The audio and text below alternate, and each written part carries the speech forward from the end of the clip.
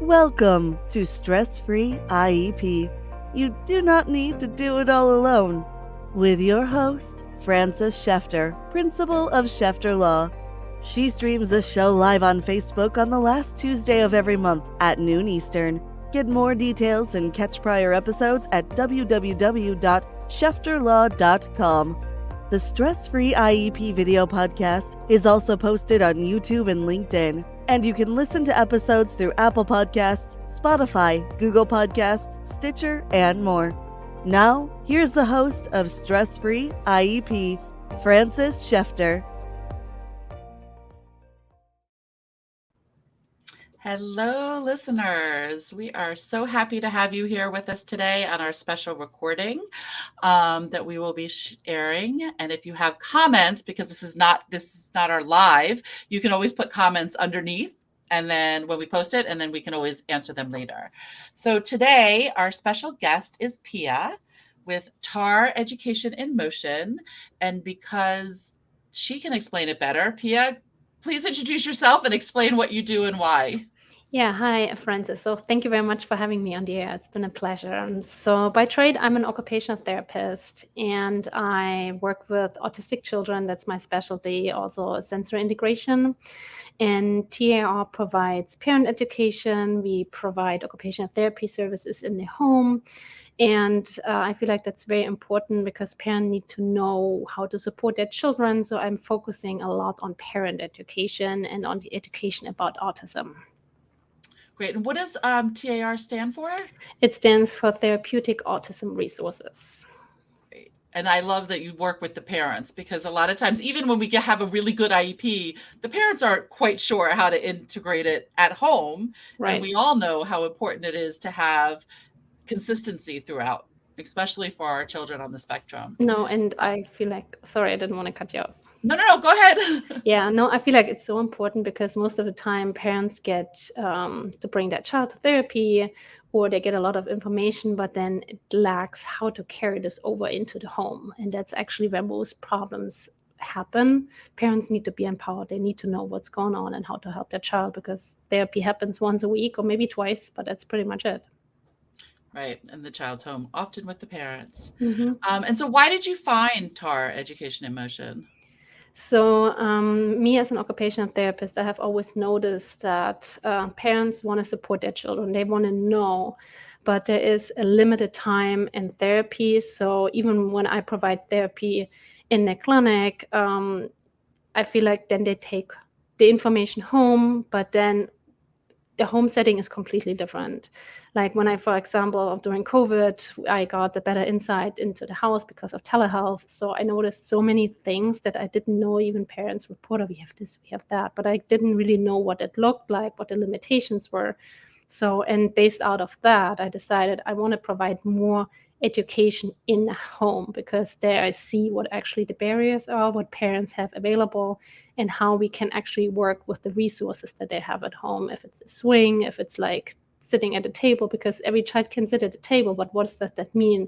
Dangle the feet, like there's so much that you have to pay attention to, which parents can't always explain, but it's important. So for me, that's where I started looking at, okay, how can we support families directly in their own house, how we can develop strategies, sensory strategies, and so forth to help the child and the parents actually in their house.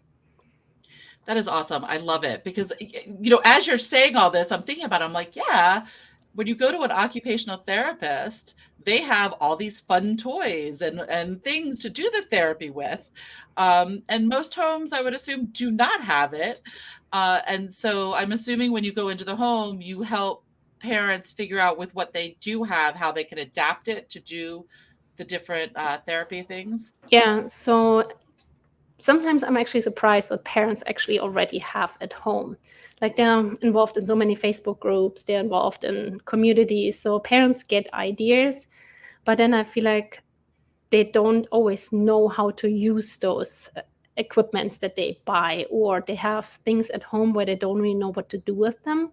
So, and my job is to actually see what they have. And you can make a therapy session out of basically nothing. You just have to know what you're looking for. If you have a great toy and you want to work on fine motor skills or on sensory processing skills, you can use anything. You just have to know how to use it. And so my job is actually to figure out what they already have and then use it specifically based on the need of their child. And it's sometimes easier, sometimes more tricky, but every parent has something in the house that's benefiting their child.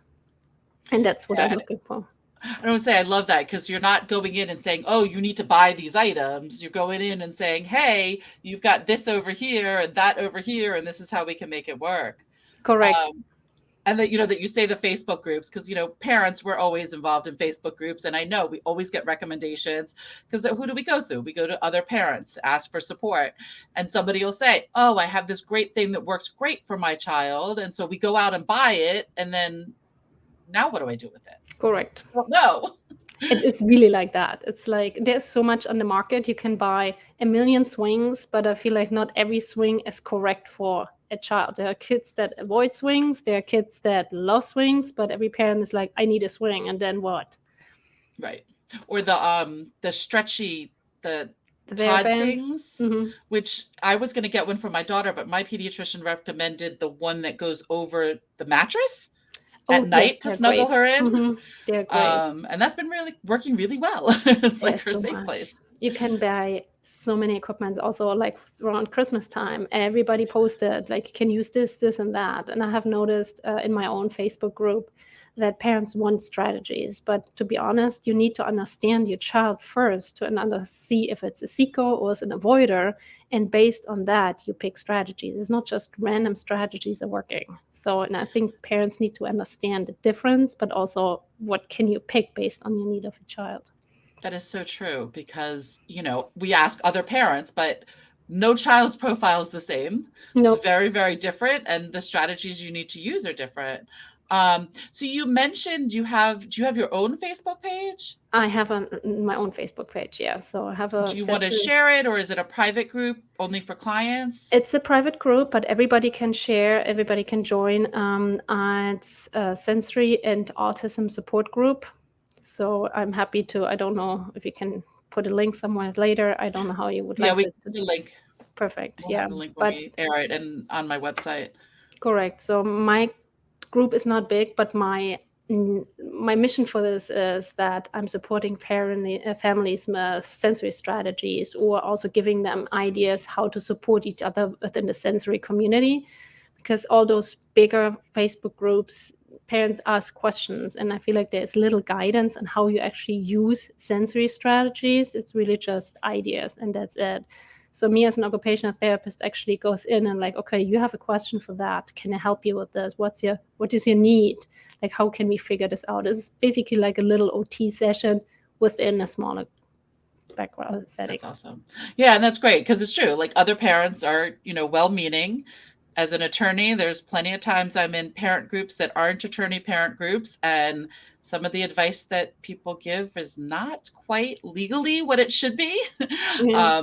And then I play that tread lightly, because I don't want to offend somebody.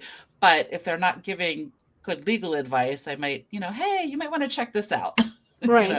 And I think that's all about. I'm like, I can't give like a full session, but I can give like little ideas. Here, look at this, look at that. What does your child present? Like, and kind of find out if it's more a seeker or an avoider, because I feel like parent education is so important. If you don't understand your child and don't see where the triggers are, it's really difficult. So right. Most parents want to know. That's why I was so excited to have you on the show, because the whole reason for Stress-Free IEP is to educate our parents. Because there's so much out there and so many resources within occupational therapy, and then just other resources that are out there that parents don't know about until somebody tells them. Right. And it's, the old saying, you don't know what you don't know. Correct. Yes. And then I can also even add, like I always say, you have seen one child with autism and you have seen one child with autism. And that goes back to many recommendations on not really valuing your child. So it has to be specific. True.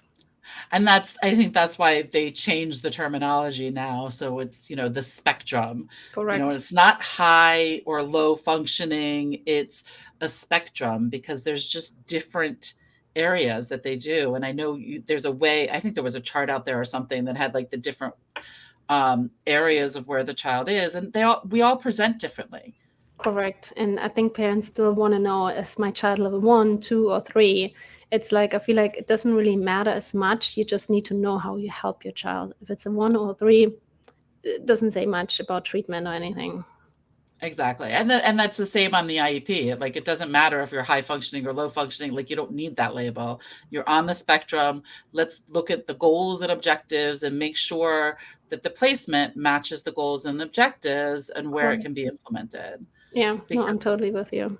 yeah. I mean, I have some kids on the spectrum that are in total, gen ed classes, with maybe one resource room. And then I do the whole area. I have some that are in private schools, in non-publics, because that's what was best for them. Correct. And there's no way of saying, well, if my kid does A, B, C, what would you recommend? Correct.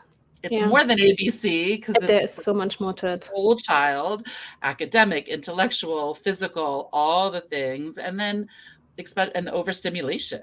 Right. Yeah. And I feel like also when I talk to parents about the school setting, like it has to be adjusted to each child. It's not just because it's a general ed or it's an autism classroom. Like each child has to have different accommodations. And when there's an aide sitting next to the child, it's like really individualized. And I feel like this is so important to have a child grow and thrive.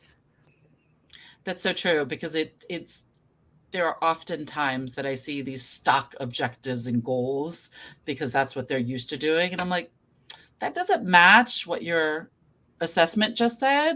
Can we make that work right?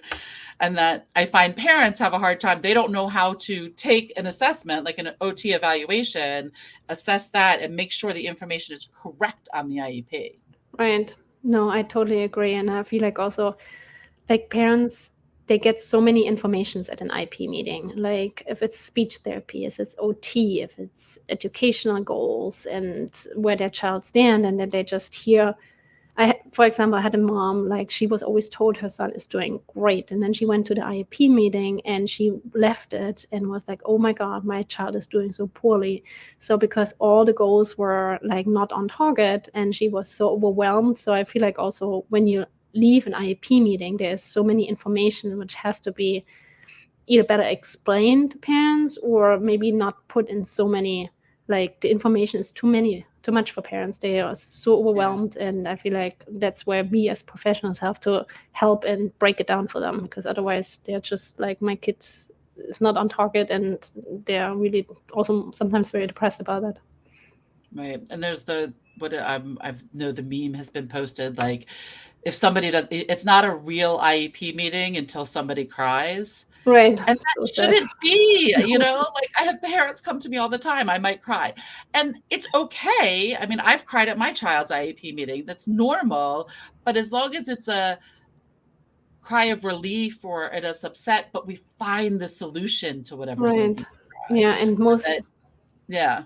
And most of the time then when parents come to me in session, they're just letting go and explaining and complaining also about what didn't go well. They're still happy with the school, but just they're so overwhelmed and they're looking for answers. And I think that's where both of come in to help parents to understand me from an occupational therapy standpoint and you from your profession. So I feel like we are breaking things down to make it easier for parents to understand and actually feel empowered, because if they don't know, and then they can't help their child and they feel helpless. Right. And that, in IEP meetings, there's so many times that the school schedules them for 45 minutes. And at the end of, so they rush through everything. At the end of the 45 minutes, like, we have another meeting, we have to stop. Correct. And I'm like, okay, but we're not done. Correct. So when would you like to come back? Right. And I hate when they do that, because they know it's going to go over 45 minutes. We're, reviewing 3 people's evaluations on this child. Like, it's not going to be done in 45 minutes. Right. And that's the thing. Parents don't know that they can stop it. They can slow it down. They can say, wait, explain that to me.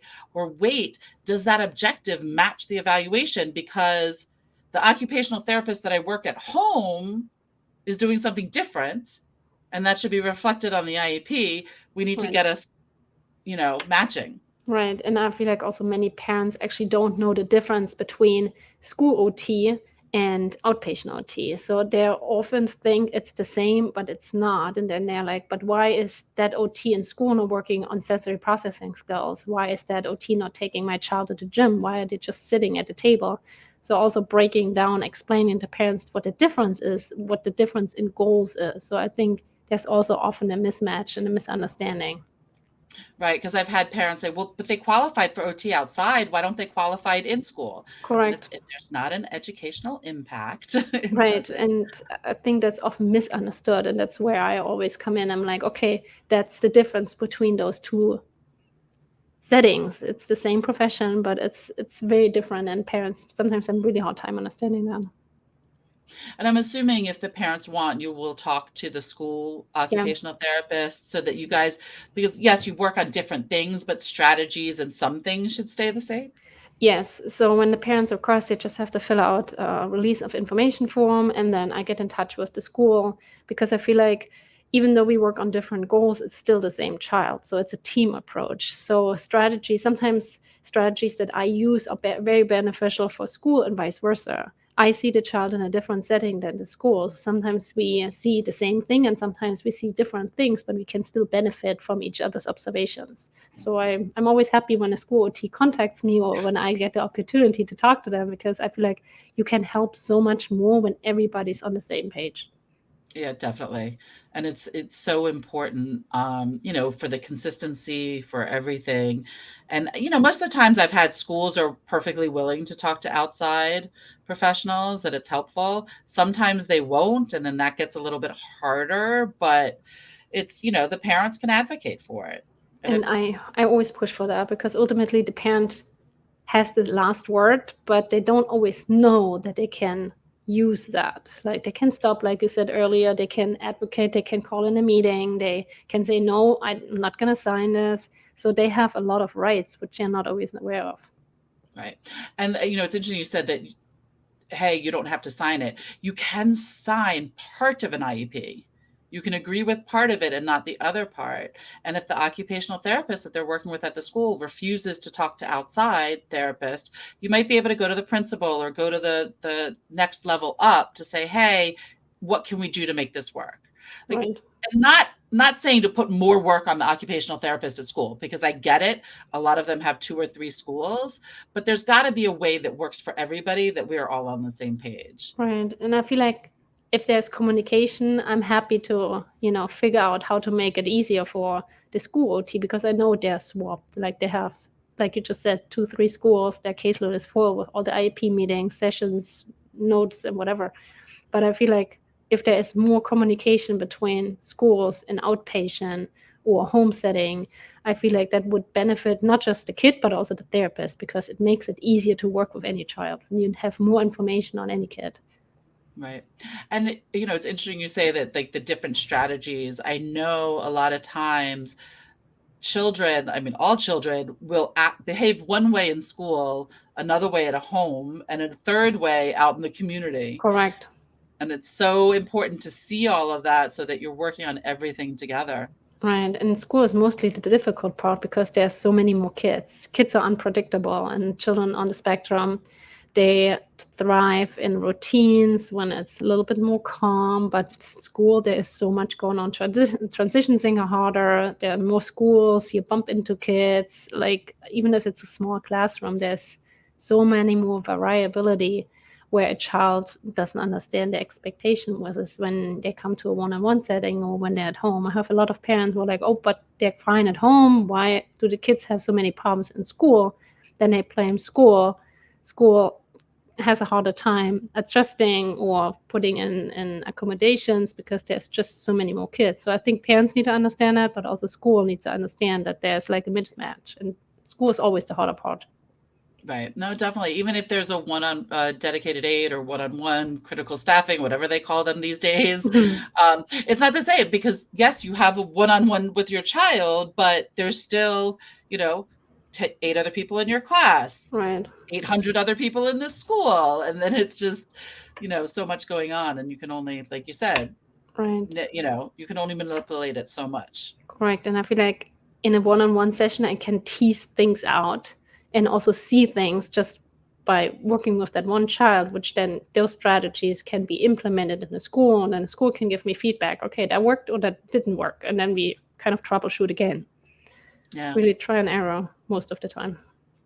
That's so true. And that's why it's all individualized, right? Correct. That's where it goes back to being individualized. And even, evaluations come out different because the child is different. It might be an off day. It might be a good day.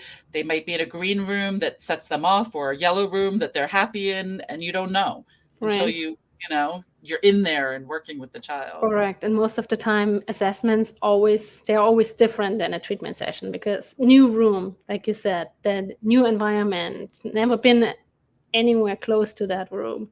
So the mom is nervous, or maybe someone else came who doesn't know the routine. Maybe the kids are hungry.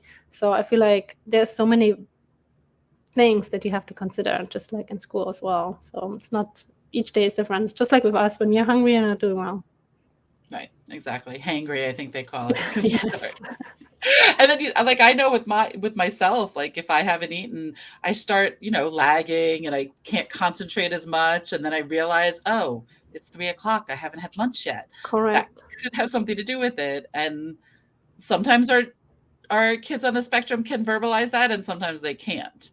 Right. And so but then you see the behaviors, because they can't verbalize that they're hungry or thirsty or need something. Then maybe kids don't have a communication device where they can articulate themselves what they need. The parents forgot it. Maybe parents haven't bitten into the idea that one would be helpful. And then you see communication through a meltdown or some negative behavior. But that's the way of how children on the spectrum communicate when they can't. Like you see some negative behavior, which is not always desired, but that's what we need to understand. And it's not even only kids on the spectrum. I mean, it's all kids that don't have the voice or the vocabulary to be able to say, hey, this is what's going on. Right. And they might not even know what's going on. Most of the time. They might not even realize.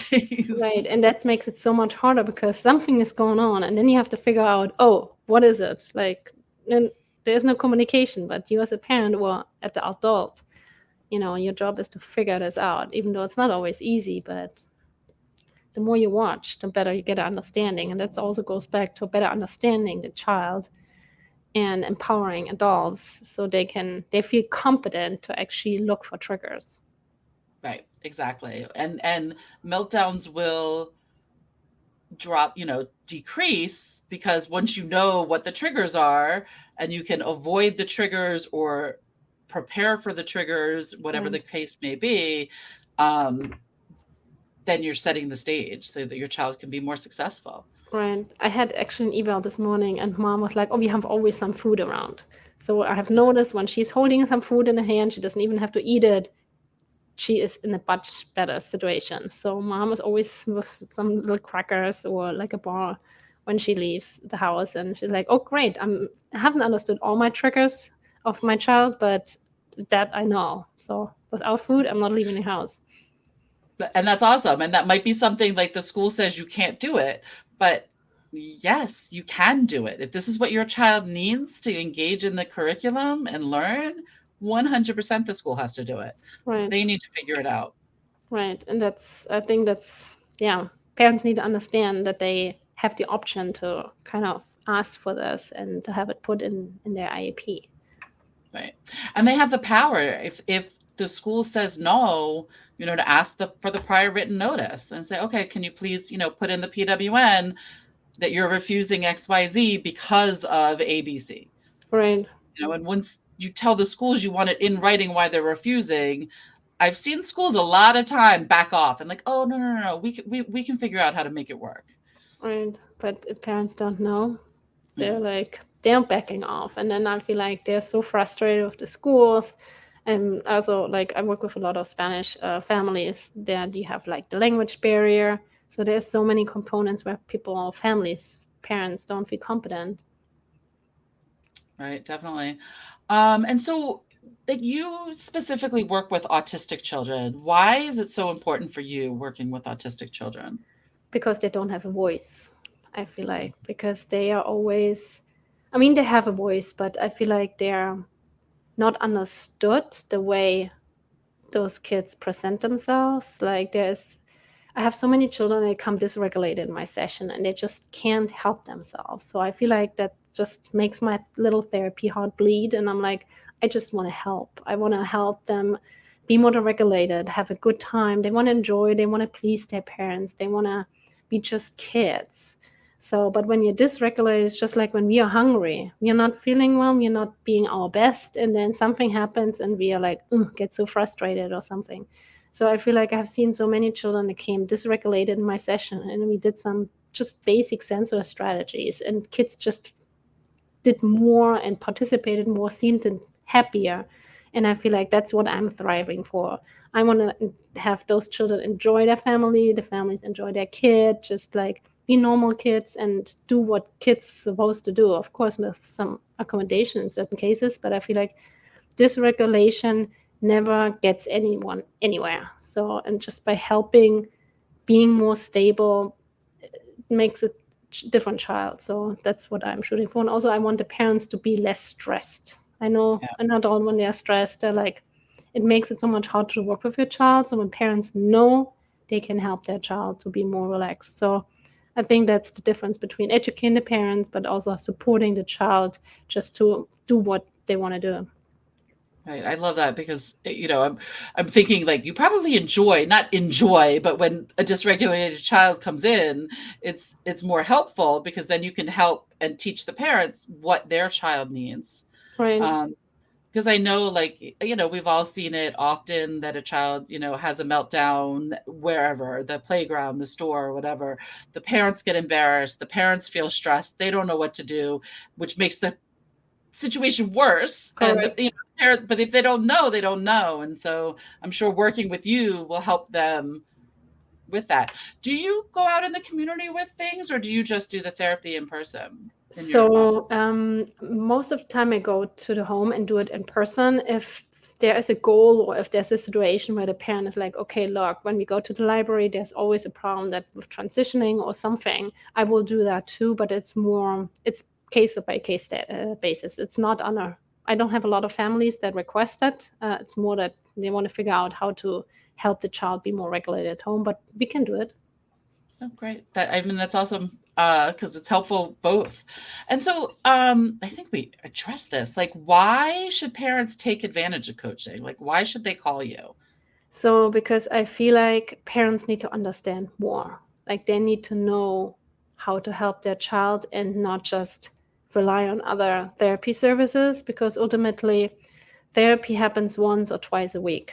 So, and then you take your child home, and then what? So there is a situation, it's a drop in a bucket to have therapy once or twice a week. So I feel like life happens at home and happens in school. If you're regulated in those two places, you will be always good in therapy. But it's vice versa. If you're good in therapy, that doesn't mean that you're also good at home or in school, because the situation is just different.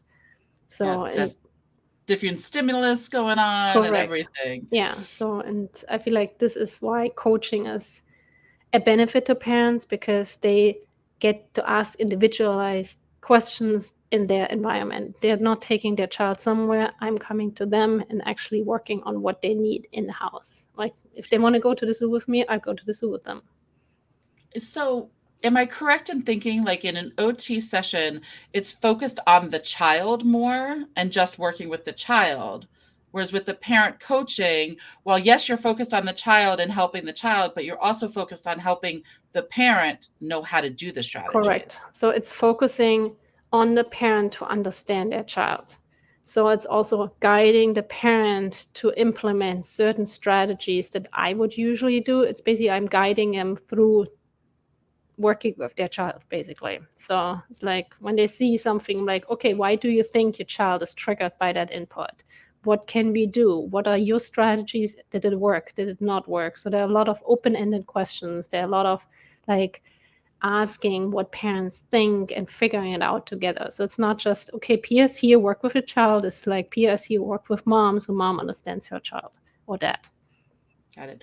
And then do you offer, like, is it just one session or do you do monthly sessions? Like, how does that work for services? So it depends on the parents, on the family, but what I usually say is 5 to 8 sessions. That's where I see an improvement.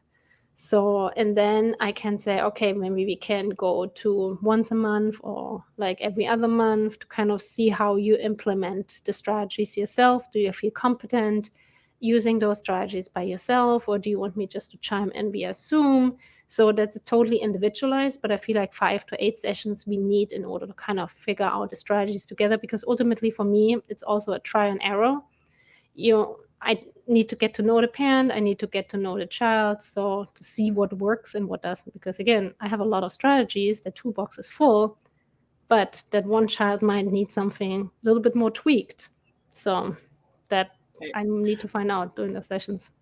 And I love that you say 5 to 8 sessions, because, so many times people are like, oh yeah, we'll start therapy. And they don't have the end goal. And like for schools, I actually had one time that an OT tried to say, I don't remember, honestly, I don't remember if it was an OT or a speech person, but they tried to say, oh yeah, we're going to put services in place until the middle of the year. And I'm like, no, that doesn't work in the educational setting, because when the child reaches the goals and can access the gen ed curriculum, that's our guideline. You're not putting that end, date there. The end date is the annual IEP year. If in 3 months your child, the child has achieved all the goals and you don't think it's necessary, okay, we'll come back to the table and meet. Right. So, I mean, for me, it's like helping, is like supporting, empowering. That's my goal. And however long that's going to take, we will see, because each child is so individualized, and also every parent is different. But it's kind of like the guidance, like what I have noticed, 5 to 8, and then we'll take it from there. Perfect. That's awesome. And it's, it's so funny how aligned our businesses are, because that's the same thing I am, is educating the families and helping them at any stage of the day, of the process. Because, some clients will be like, oh, we just want a strategy session to talk through what our options are. And other clients are like, I am not going to a school meeting unless you're sitting next to me, And it's depends on what you want and what you need. Right. And I have also parents, they have already a lot of strategies. That's why parent coaching is so good. They come up with ideas and you just need to kind of adjust little things here and there. So that's why I'm like, parent education is so important, because it's about the parents and their child, not about me or kids coming to a session just to sit in a swing. Right. And it's also, the parents know more than they think they know. Oh, they do not. Yes. They don't realize it, how much they do at home or out in the community or whatever. They don't realize what they're doing. Like, that's a strategy. Mm-hmm. Let's use that strategy, or tell the school this is a strategy that works. Right. Because they're, parents, we're just trying to get through every day. And parents with special ed kids, it's even harder. Yeah. And I feel like parents know their child the best. Like, they can see if they're hungry, if they're not, they're about to have a meltdown, but they're not. And they do so many things already. For example, I had a mom the other day in my session, and she's like, oh, but so we are not coming anymore. I'm like, you got all the strategies. I really believe in you. And she was like, oh yeah, I have everything written down. So, and I checked in with her a month later, and she's like, oh yeah, I got this. It's really just empowering them with the strategies that she actually came up with, guidance with me, and then she implemented. So it was actually very nice to watch her grow and be able to support her child. I'm like, yes, that's what I'm shooting for. Yeah, no, I love that, because it's important. I say all the time that I don't want families to need me, because Correct. if families don't need me, that means the schools are doing what the parents think are best, and the child is progressing, everything's focused on the child, and everything's happy. Right. Unfortunately, that doesn't happen that often. Yeah, that would be the perfect world. But Right. Yeah, I don't know. It's just like in same in my situation. Like, if I'm out of a job, then I feel like everybody did learn and implement it. So that would be great. Yeah, but then we'll just find a new occupation, right? Correct. But it's true. I mean, like, it's so hard. And I have friends and people that I've met that are like, oh, I wish I knew you existed earlier. Mm-hmm. And that's the other reason for my show, is like, people probably don't realize there's an OT coach out there that can help you, the parent. and not just the child. And I know like Kennedy Krieger has an 8-month waiting list for services where Insane. you're there, you can come in and help the parents Right. learn. Also, children's, I think their wait list is over 700 kids. Like, it's insane. I don't know how long, but, it's definitely a lot of kids, any of the institutions. And probably scheduled like half hour, 45 minutes, therapy Right. session's over. You got to go because I got to prep for the next one. Correct. Yeah, no, Can't there's no way information. to actually make it more individualized. Like, you only have what you have. So I thank you so much for coming on the show. I think like this is like, I love like now I know more about what you do, and I feel that I can get your information out to more families to help them and to help families to be less stressed. well, I would appreciate it. Thank you for your help, Francis. It was a pleasure being here, and I always like and enjoy, sharing and also collaborating with other professions. That's how it works. Right. Working all together. Thank you. Thank you. You've been listening to Stress-Free IEP with your host, Francis Shefter. Remember, you do not need to do it all alone. You can reach Francis through shefterlaw.com, where prior episodes are also posted. Thank you for your positive reviews, comments, and sharing the show with others through YouTube, LinkedIn, Apple Podcasts, Spotify, Google Podcasts, Stitcher, and more.